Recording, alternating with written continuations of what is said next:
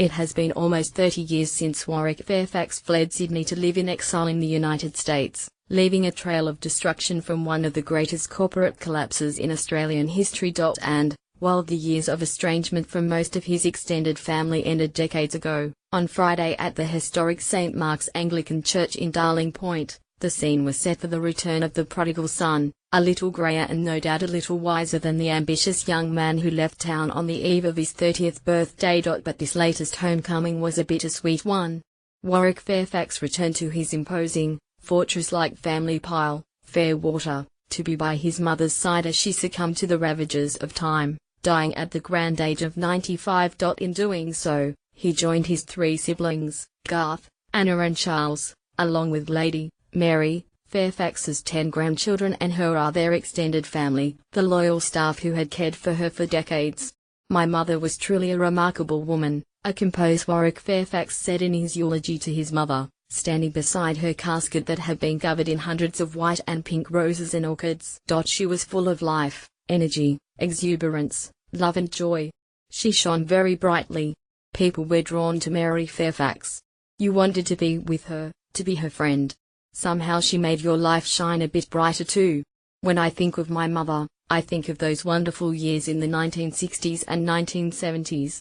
She was at the height of her energy. These were happy years. She was married to a man she dearly loved, and loved her family. She threw herself into all of life, her charity work including the Opera Foundation Australia, and supporting and helping her husband. What is so vivid in my memory of the public side of my mother were the incredible parties she had at Fairwater. No one had parties like Mary Fairfax. My mother knew people from all over the world. When prominent people would come to Australia, their friends would tell them that they had to see Mary Fairfax. My mother was anything but predictable.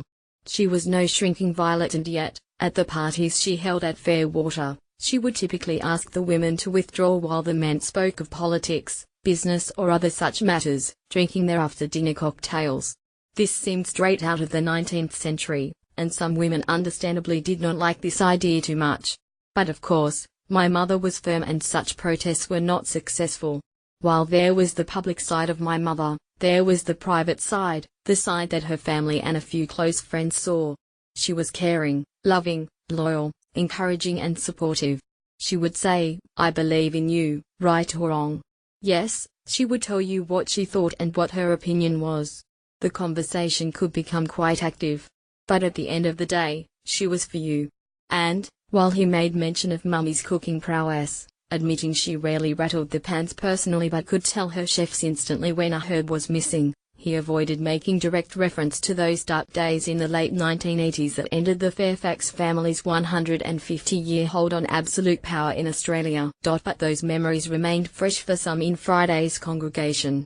Indeed, one friend quietly recalled how Mary had been so intimate to her son's ambitions she once had her chauffeur deliver handwritten notes from her Rolls-Royce parked outside the old Sydney Morning Herald offices on Broadway. Sitting in the back was Mary offering motherly counsel. St Mark's was packed to capacity as NSW Premier Gladys Berejiklian joined former federal MP Bronwyn Bishop, millionaire hotelier and longtime family friend Bruce Solomon, Professor Ross Steele, business identity Charles Curran and extended members of the Fairfax family including cousin John B. Fairfax, to bid farewell to a woman who had an enormous impact on the social, artistic, philanthropic, corporate and political lives of not just Sydney, but the entire country.